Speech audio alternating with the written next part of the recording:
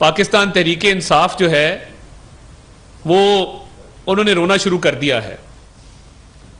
और ये जो रोने की वजह है वो ये है कि उनको बेवसाई है कि वो पंजाब के बकौल उनके कि वो पंजाब के सबसे बड़े डाकू को पंजाब का वजीर आला नामजद किए बैठे हैं। तो ये इमरान खान साहब का एक ऐसा यू टर्न है कि जिसके लिए शायद उनके अपनी जमात के बहुत सारे अरकान उनको वोट देने को तैयार नहीं हैं। और आज जो पार्लिमानी पार्टी का इजलास हुआ जिसमें शाह महमूद कुरैशी साहब भी मौजूद थे और उसके साथ साथ चौधरी परवेज इलाही साहब भी मौजूद थे, क्या वजह है कि 188 में से सिर्फ 100 अरकान ने उसमें शिरकत की। अगर इलेक्शन से 2 दिन पहले आपके हालात ये हैं कि आप 188 की अपनी तादाद पूरी नहीं कर सके तो फिर इलेक्शन वाले दिन आप क्या करेंगे? यही वजह है कि वो एक इब्नुल वक्त आदमी है जिसका नाम फवाद चौधरी है, वो चीखें मार रहा है अता तारड़ को गिरफ्तार करो, अता तारड़ को गिरफ्तार करो। ये नहीं पता किसको कह रहा है कि गिरफ्तार करो, मगर उसकी चीखों पुकार सुनाई दे रही है।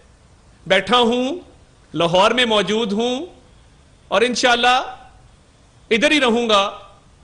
तो ये गिरफ्तारी के ये जो आवाजें आप लगा रहे हैं ये कहीं और जाके लगाएं, क्योंकि आपका तो कोई पता नहीं आपने अगला इलेक्शन किस टिकट पे लड़ना है।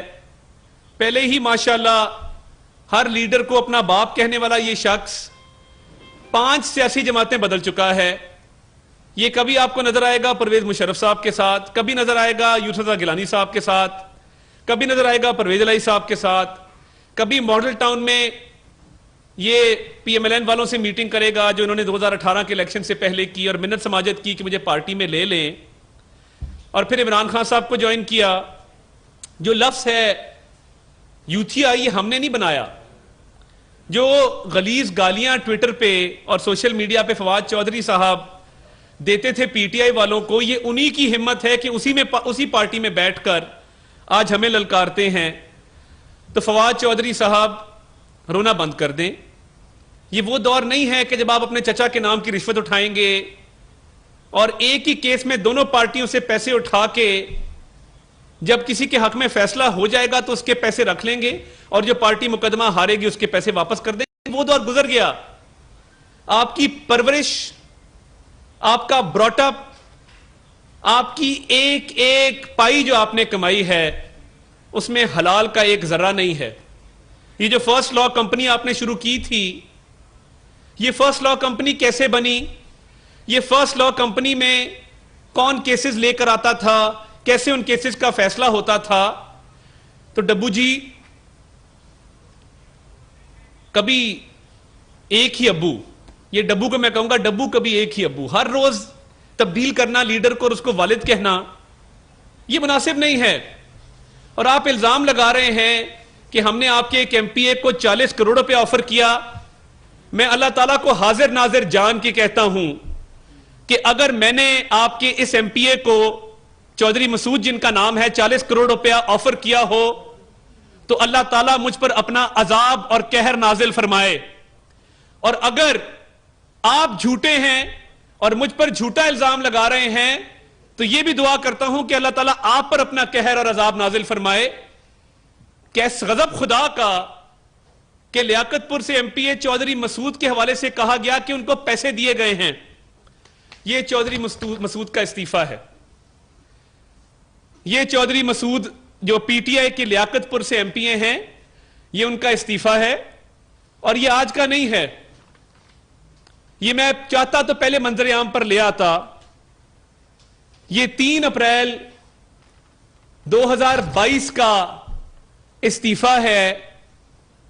3 अप्रैल 2022 का इस्तीफा है जो उन्होंने आपकी पार्टी से नाला होकर आपकी पार्टी में जिसका नाम तहरीके इंसाफ है उन्होंने लिखा है कोई इंसाफ नहीं है इसमें। वो बाइज्जत और बावकार शख्स हैं, वो अपना इस्तीफा जमा करा चुके हैं और इस्तीफे के बाद आप अगर रिश्वत का इल्जाम लगा रहे हैं तो मैं कुरान पर हल्फ देने को तैयार हूं कि चौधरी मसूद को कोई पैसे नहीं दिए गए। और फवाद चौधरी साहब, आप अगर ये कुरान पे हल्फ दे दें कि हमने पैसे दिए हैं चौधरी मसूद को, तो मैं अपनी बात से पीछे हटके मैं हमेशा के लिए सियासत छोड़ दूंगा। देते हैं हल्फ आके, बातें जितनी मर्जी करा लो, और अमल यह है कि अपने एमपीए की खबर नहीं है। ये कैसी पार्लिमानी पार्टी है? आपको इल्म नहीं था कि आपका एमपीए अप्रैल में इस्तीफा दे गया है? ये देखिए ना, अब ये मैं अभी मीडिया से भी शेयर करूंगा। तो बात ये है, आपको वोट चाहिए हैं 188 जो आपके पास मौजूद हैं। अब उसमें से ये कम हो गया तो 187 पीछे रह गए, और मुस्लिम लीग नून और उसके इत्तेहादी 180 पे खड़े हैं। 7 वोटों का फर्क है। अब 7 वोटों का फर्क, शायद ये 5 वोटों का फर्क होता अगर शरकपुरी साहब ने और फैसल न्याजी साहब ने इस्तीफा ना दिया होता। उन्होंने भी इस्तीफा दिया, सबके सामने दिया है। आपने लिया इस्तीफा, हमने तो नहीं कहा कि आपने उनको करोड़ों की ऑफर की है। तो बात यह है, ना हम कहेंगे।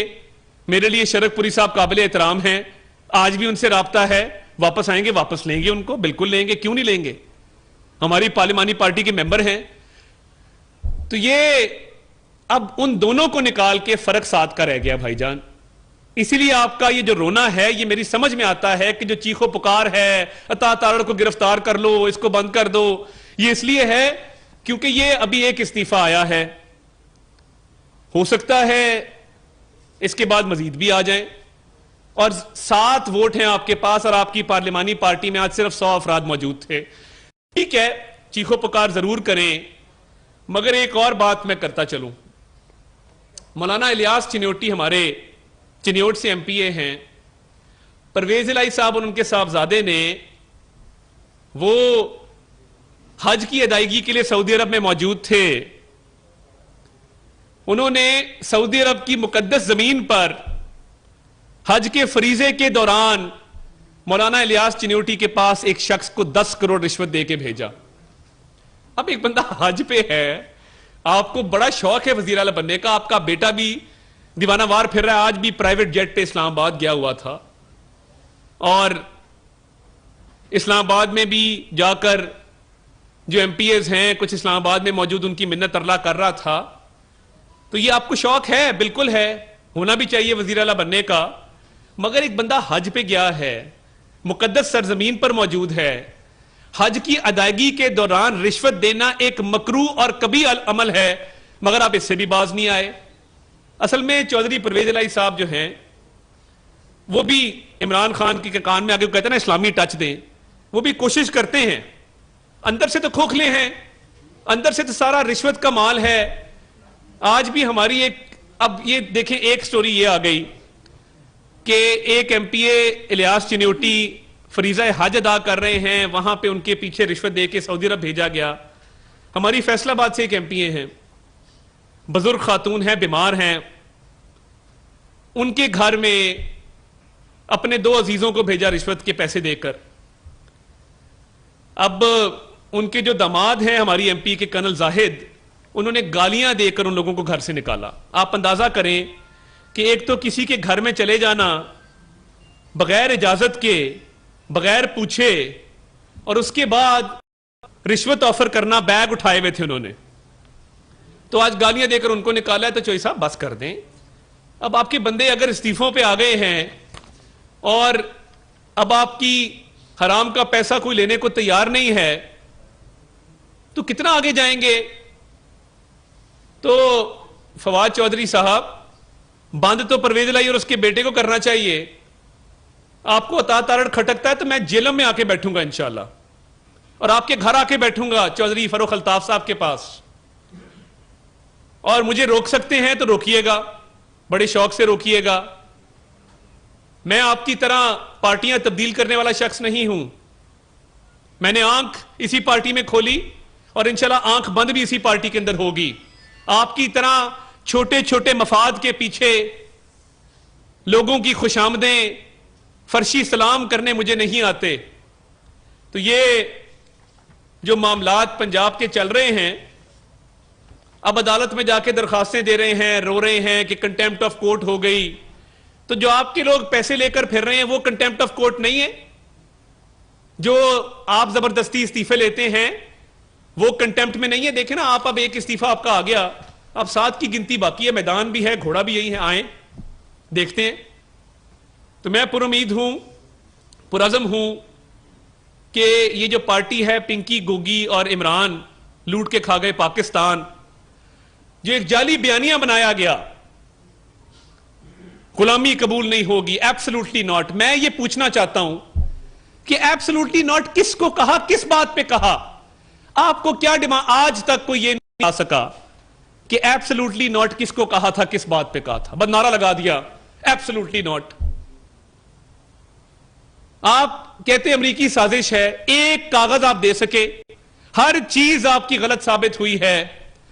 आप पे क्योंकि शयातीन उतरते हैं, कल ख्वाजा साद रफीक साहब ने कहा, तो ये फितना खान जो है, जब शयातीन उतरते हैं तो ये अमेरिकी फंडिंग, जो फॉरेन फंडिंग इसने वहां से यहूदियों से पैसे लिए हैं, उसका फैसला भी आ जाना चाहिए फॉरेन फंडिंग का।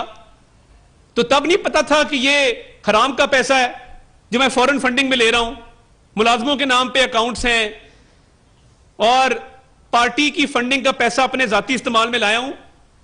उस पे कोई एब्सोल्युटली नॉट नहीं कहा। एब्सोल्युटली नॉट आपको फॉरेन फंडिंग पर कहना चाहिए था कि एब्सोल्युटली नॉट, मैं ये यहूदियों का पैसा, ये अमेरिका से पैसा नहीं लूंगा।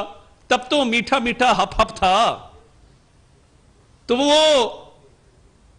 आज भी आपकी अजीजदारियां भी हैं, अमेरिका में रिश्ते भी हैं, तो बंदा क्या बात करे और क्या कहे? आपको एक झूठा बयानिया बना दिया जी, एंटी अमेरिका बयानिया बन गया जी मुल्क में। ओ भाई, ये बयानिया है क्या? एब्सोल्युटली नॉट की हकीकत क्या है? कोई नाम बता दे जिसने साजिश की हो। नहीं। और फिर आपके कान में आपके मुशीर आके कहते हैं खान साहब इस्लामी टच, इस्लामी टच। तो मजहब को इस्तेमाल करते हैं, कभी एंटी अमेरिकन जो बयानिया है उसको इस्तेमाल करते हैं। कल एक शख्स ने कहा जी मेरी वालदा जो है वो फलां जात से ताल्लुक रखती है। गजब खुदा का। पहले कहता था कि मेरी दादी आलू पालक पका रही थी अगस्त में, जब पाकिस्तान बना तो वो हांडिया छोड़ के भाग पड़ी। पहले बताया अगस्त में पालक नहीं होती भाई, अगस्त के महीने में पालक नहीं होती, इसकी दादी पका रही थी। कल उसने कहा कि मेरी मां जो है वो फलां कबीले से ताल्लुक रखती है। यानी अपनी मां की जात तब्दील कर देते हैं जब बात कोई करनी हो टीवी के ऊपर। तो ये गैर संजीदगी लोग हैं। हम संजीदगी के साथ इलेक्शन में उतर पड़े हैं। ये अब हार जीत अल्लाह ताला के हाथ में है, मगर जोर पूरा लगाएंगे और हिम्मत हौसले के साथ लगाएंगे।